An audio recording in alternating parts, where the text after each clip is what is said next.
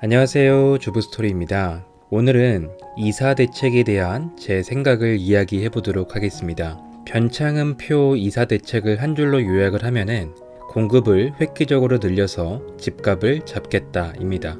보도자료 원문을 보면 공공이 정비 사업을 주도해서 예를 들면 재개발 재건축이겠죠. 서울 32만 호, 전국 83만 호를 공급하겠다는 내용입니다. 원래 정비 사업 같은 경우 엄청나게 오랜 시간이 걸립니다. 그런데 공공이 직접 주도할 경우 신속한 인허가를 통해 사업이 빨리 진행될 수 있도록 하고 용적률 상향 그리고 기부 체납 제한 등을 통해서 사업성을 늘리겠다고 합니다. 용적률을 상향하게 되면 더 높은 건물을 지을 수 있고 그렇게 되면 같은 토지 면적에서 공급할 수 있는 물량이 증가하게 됩니다. 자연스럽게 사업성은 높아지고 토지 소유자 즉 조합에게 돌아가는 이득이 커지게 되는 거죠. 그리고 기부 체납 등을 제한해서 높은 수익률을 보장하겠다는 겁니다. 그러니 공공주도 재개발 재건축에 많은 관심을 부탁드립니다. 누이 좋고 매부 좋은 정책입니다. 우리는 규제를 완화해서 토지 소유자에게 최대한 많은 이익을 줄 예정입니다. 그리고 그로 인한 이익을 함께 공유합시다 라는 거죠. 자, 그럼 보도자료 원문을 한번 봐볼까요? 공공주도 3080 대도시권 주택공급 획기적 확대 방안 발표. 정부, 지자체, 공기업이 주도하여 25년도까지 서울 32만 호, 전국 83만 호 주택 부지를 추가 공급하겠다는 발표입니다. 그런데 이 부분에서 많은 분들이 오해하십니다. 분명 25년도까지 추가 공급 부지를 확보하겠다는 보도자료인데 다들 25년도에 83만 호의 공급이 생긴다는 말로 오해하시더라고요. 그래서 부지를 확보하고 최대한 빠르게 공급을 해보겠습니다. 그리고 먼 미래의 집값을 잡아보겠습니다.가 이 정책의 핵심입니다. 만약 정부 말대로 멀지 않은 미래에 이런 공급이 이뤄진다면 정말 집값이 잡힐 것입니다. 잘 이루어지기만 한다면요. 그런데 다들 이 정책이 속빈강정이라고 생각합니다. 지금부터 이사 대책이 왜 속빈강정인지 이야기를 해보도록 하겠습니다. 첫 번째는 이 정책이 지금 당장 공급에 미치는 영향이 없다는 것입니다. 먼저 앞에서 이야기한 대로 이사 대책은 공급 정책이 아닌 부지 확보 정책입니다. 25년도까지 부지를 확보하고 정부가 이야기하는 패스트트랙으로 진행해서 획기적으로 5년 만에 정비 사업이 끝난다고 해도 최소 10년 뒤의 이야기입니다. 그런데 이것도 모든 정비 사업이 동시에 진행된다는 가정이 필요합니다. 하지만 모든 정비 사업이 동시에 진행되면 엄청나게 많은 양의 이주 수요가 발생하게 되고 전세 시장이 불안해지게 됩니다. 그래서 정부는 순환 정비 방식으로 진행한다고 합니다. 순환 정비 방식은 이주 수요에게 임시 거주지를 제공하는데 한 번에 모든 수요를 다 커버하지 못하기 때문에 이주 시점을 순환적으로 조정하는 방식을 말합니다. 그러면 당연히 한 번에 정비 사업이 진행될 수 없을 것이고 잘 진행된다고 해도 정말 먼 미래의 일이 되기 때문에 지금 당장 공급에 미치는 영향은 1도 없다는 것입니다. 두 번째, 변창흠 장관의 임기가 1년밖에 남지 않았다는 것입니다. 정비 사업은 정말 긴 시간과의 싸움입니다.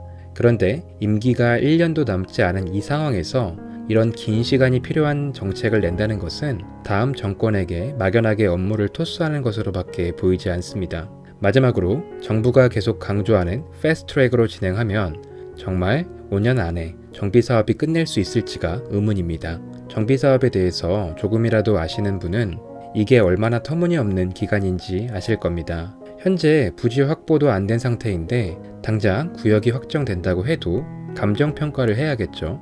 감정평가를 해야 평양 신청도 하고 현금 청산도 하고 하니까요. 그리고 이주 기간을 1년 정도로 잡겠습니다. 지금 당장 공사를 할 테니까 나가 라고 할 수 없잖아요. 당연히 이주하는 시간이 필요하겠죠. 그리고 이주 후에 철거 1년 잡고 착공으로부터 준공까지 3년 잡으면 이것만 해도 벌써 5년입니다. 정말 아무것도 안 하고 이주 철거 공사만 해도 기본 5년이라는 거예요. 아무리 공공이 주도한다고 해도 5년 만에 정비 사업이 다 끝나는 게 가능할지 정말 의문입니다. 비슷하게 광고하는 것 중에 신탁 방식이라는 게 있습니다. 신탁 방식으로 진행할 경우 조합 방식보다 속도가 빨라서 장점이다 라는 광고를 많이 하는데 허위 광고라는 말이 많습니다. 왜냐면 막상 까보니 개개인의 사유재산이 걸린 부분이기 때문에 생각처럼 기간 내에 정비사업이 빨리 끝나지 않기 때문입니다. 저는 아무리 빨리 해도 최소 7년에서 8년은 잡아야 한다고 생각합니다. 이사대책 발표 후에 몇 가지 논란이 있었습니다. 첫 번째는 순환 정비 방식으로는 빠른 공급이 불가능하다는 것이었습니다. 맞는 말이죠. 두 번째는 주차난이 불가피하다는 것입니다. 앞에서 이야기한 대로 정부는 용적률을 상향해서 사업성을 높이겠다고 했습니다. 그런데 높은 용적률 대비 주차장 규제도 완화함으로써 주차난이 불가피하며 인프라 조성에 제한이 있다는 지적입니다. 이러한 이유 때문에 핵심 입지의 조합들도 공공주도 정비사업에 뜨뜻미지근한 반응을 보이고 있습니다. 이들은 명품 아파트에 쾌적한 인프라를 원하는데 무작정 올려버린 용적률과 주차장 규제 완화로 인해서 삶의 질이 떨어지는 것과 아파트의 가치가 하락하는 것을 걱정하기 때문입니다. 세 번째는 재산권 침해 논란입니다. 정부는 이사대책을 발표하면서 공공주도의 정비사업을 통해 많은 양의 물량을 공급한다고 이야기했습니다. 이러한 정비사업은 시간이 지남에 따라 프리미엄이 상승하게 되기 때문에 투자 가치가 높은 상품에 해당됩니다. 그래서 정부는 투기 소요를 방지하기 위해서 사업구역 내에서 2월 4일 이후에 매수한 물건에 대해서는 신규 아파트에 들어갈 권리를 주지 않는다고 이야기합니다.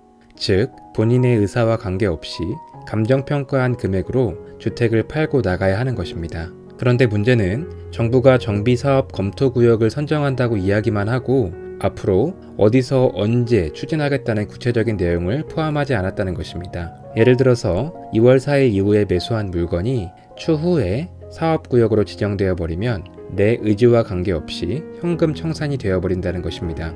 참 말도 안 되는 정책이죠. 정말 투기 수요를 잡으려다 실일 수요자들까지 잡는 정책이 되어버린 것입니다.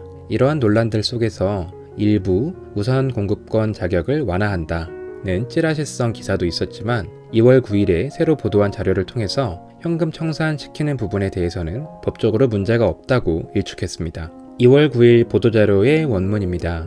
하도 이슈가 되자 국토부에서 추가 설명을 합니다. 먼저 공공주도 사업을 해도 충분히 이득이니까 공공주도 정비 사업에 관심을 더 가져달라고 이야기합니다. 하지만 대부분의 조합들은 명품 아파트의 좋은 인프라에서 살고 싶어 하지 약간의 금전적인 혜택을 위해서 공공주도의 정비 사업을 진행하고자 하진 않는 것 같습니다. 그리고 계속 5년 이내에 완료된다라고 강조를 하는데 정말 가능한 건지 계속 의문입니다. 또 용적률을 높임으로써 발생하는 삶의 질의 저하가 문제인데 용적률을 올려서 사업성을 좋게 해줄 테니까 공공재건축을 하자라고 같은 말을 반복하고 있습니다. 여기 보시면 5년 이내에 입주가 충분히 가능한 이유에 대해서 구체적으로 서술되어 있습니다. 그런데 본문에는 또 말이 달라지죠. 길게는 5년에서 8년가량 다양하게 추진 예정이다 라고 합니다.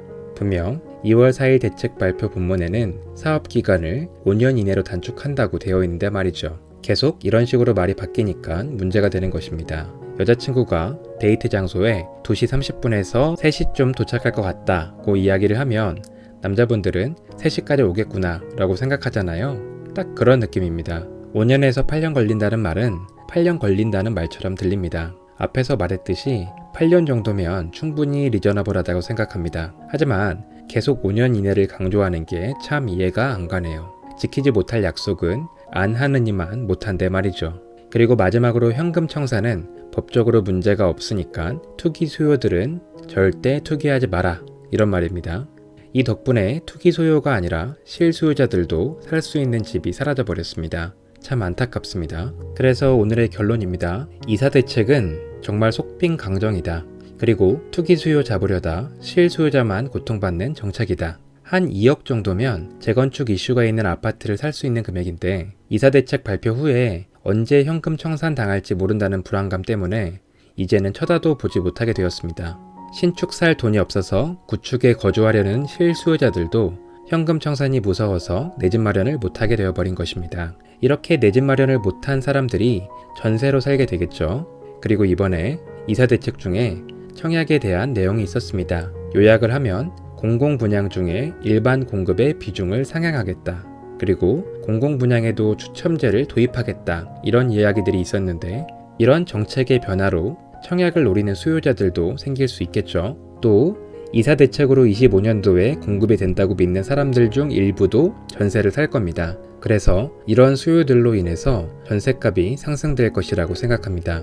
마지막으로 현금 청산되지 않는 매물들, 예를 들어서 기존의 민간 사업으로 진행되는 물건들은 반사이익을 보겠죠. 참 요즘 들어서 느끼는 건데 점점 내 집 마련하기가 힘들어지는 것 같습니다. 씁쓸하네요. 오늘 내용이 조금이나마 도움이 되셨다면 구독과 좋아요 한 번씩 부탁드립니다. 제가 영상을 제작하는 데 큰 도움이 됩니다. 감사합니다.